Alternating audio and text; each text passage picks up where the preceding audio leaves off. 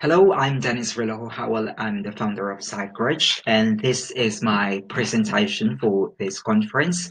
This is actually based on my proposal for my PhD research project. The full title of my research proposal is Promoting Resilience Through Mental Health Blogging, Basis for a Blog-Based Psychoeducation Intervention Among Filipino Students. So my research aims to explore the efficacy of promoting resilience through mental health blogging. The fundamental aim of this proposal is to address suicidal behavior among Filipino adolescents. This is hinged on previous findings that resilience can improve anxiety and depressive symptoms, which are linked to suicidal behavior. Writing therapy has been known to confer a range of psychological benefits, including the promotion of resilience. And this is based on my previous research, where I did a research about expressive writing to promote psychological well-being among adolescents. And then a new type of writing therapy has emerged. It's called mental health blogging. And the reason why I said that it's a new type of writing therapy is because before the internet, we've been doing writing therapy. We've been expressing our sentiments and our emotions through keeping a journal or through writing a poem. But with the advent of the internet, the same act is being publicized. We put that on blogs, we put that on social media. So it's kind of a new writing therapy, but on a modern platform. Now, I think as part of my introduction, it's also appropriate that I tell you about my background. So basically, I ran a website called PsychReg, www.psychreg.org. And before launching PsychReg in 2014, writing has always been part of my lifestyle. I've always kept a journal since I was 9 years old, and to this date, I still have my journal. So writing has really played a significant role in my life. And so when I had the opportunity to explore this during my MSc, I really wanted to do a research which explores the efficacy of writing therapy as an intervention in order to improve psychological well-being. And for my research project, I was trying to find out whether writing therapy could be used to improve perceptions of body image. And then, so essentially, this research proposal for my PhD is an extension of that. Is an extension of my project during my MSc. Now, I'll just give you a bit of a background because for my research proposal, I'm not focusing on body image anymore. I'm focusing on suicidal behavior. So I'll just give you a bit of a snapshot of what I found from the past literature. So 46% of suicide cases in the Philippines are from individuals aged 10 to 35. Male suicide increased from 0.23 to 3.59 per 100,000 between 1984 and 2005. And then female suicide increased from 0.12 to 1.09 per 100,000 between 1984 and 2005.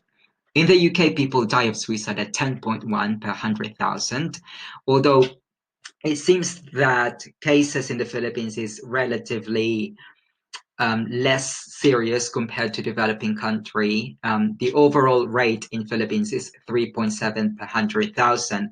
If you're going to compare that to other developing countries such as Syria, the case is 3.2 per 100,000, and then Algeria 3.1, Indonesia 3.0, Guatemala 2.7, and then Pakistan at 2.5. So you can see that the case in Philippines is slightly higher in comparison to countries which has relatively the same economic status. Now, as a result of this, most of the cases in relation to suicide intervention is predominantly focused on developed countries. However, there seems to be a problem with this because, according to literature, lifetime prevalence of suicidal ideation and suicide attempt in ASEAN countries was 11.7 and 2.4% respectively. ASEAN countries is an organization of Southeast Asian nations. And the data from many developing countries is lacking. And then according to a research carried out in 2014, adolescents in developing countries need tailored suicide interventions. So what's the theoretical framework of my research?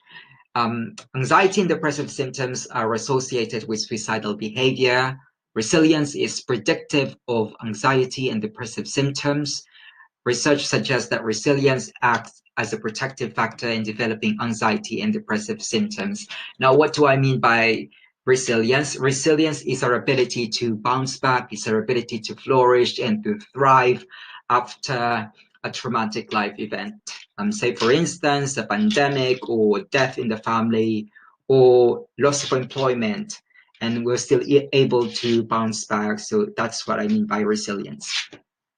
So to illustrate this, resilience, your level of resilience is linked to you having anxiety and depressive symptoms, which in turn influences your suicidal behavior. So let's say you have higher level of resilience, you're less likely to suffer from anxiety and depressive symptoms, and you're less likely to have suicidal behavior. So the idea is that if we can improve the resilience, therefore we can prevent suicidal behavior. And so my chosen intervention would be blogging. And the reason why I chose that is because I've been blogging for over 16 years now. I started blogging as a personal blogger. When I say personal blogger, basically I just express myself, my opinions, because when I was on my 20s, I was quite political, so I expressed that through blogs. But later on, I moved into running a travel blog, because later on, still when I was on my 20s, I was a solo traveler. I go to different countries in Southeast Asia on my own, and I kind of chronicle my experiences, giving tips and sharing my experiences to other travelers. And then in 2013, I came here in the UK to do a research project. So I decided to transform my travel blog into a mental health blog. So that's how I ended up creating my platform, PsychRich. So, but like what I've said earlier, I've always been interested about, the efficacy of writing therapy as an as an intervention. Now, to give you a bit of a background about writing therapy, here are some literatures that I found out. In 1965, Ira Prokhorov pioneered journal therapy. And then later on, it was popularized by James Pennebaker in the 1980s, and it's called expressive writing. And then with the advent of the internet, of course, we tend not to keep our writing anymore public, although, of course, some people still do that. As I've mentioned earlier, we keep it on, we publish it on blogs, we publish it on social media. So, and it has also been found out that mental health blogs can offer psychological support. And also it has been found out that adolescents are unlikely to seek professional help and often resort to mental health blogs. So my research proposal, to the best of my knowledge, blogging has never been used to address suicidal behavior. I have 5 aims for my research proposal. First is to identify how adolescents conceptualize resilience to suicidal behavior, investigate anxiety and depressive symptoms among adolescents, and then to explore how adolescents perceive and consume mental health blogs. And then I also would like to provide a framework for developing a blog-based psychoeducation intervention. And then ultimately, I want to assess the efficacy of blog-based psychoeducation intervention in relation to suicidal behavior among adolescents. And I will carry out 4 stages for my study. The first one will involve a qualitative interview study, and then later on I will have a focus group study, and then out of those first 2 studies that I've carried out, I will refine my proposed block-based psychoeducation intervention, and then finally I will trial out my proposed psychoeducation intervention. So for my qualitative interview, the first stage of the study, I will invite 30 participants. They will be purposely sampled. All interviews will be tape recorded and transcribed for analysis. I will use Mux QDA, and then data will be analyzed using thematic analysis.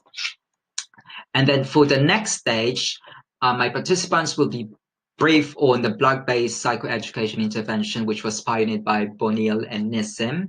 I will inform them of the findings from the study, and then I will inform them of my proposed block-based psychoeducation intervention. And then out of those first 2 stages, I will refine my proposed intervention. So a survey will be administered to further refine the proposed block-based intervention.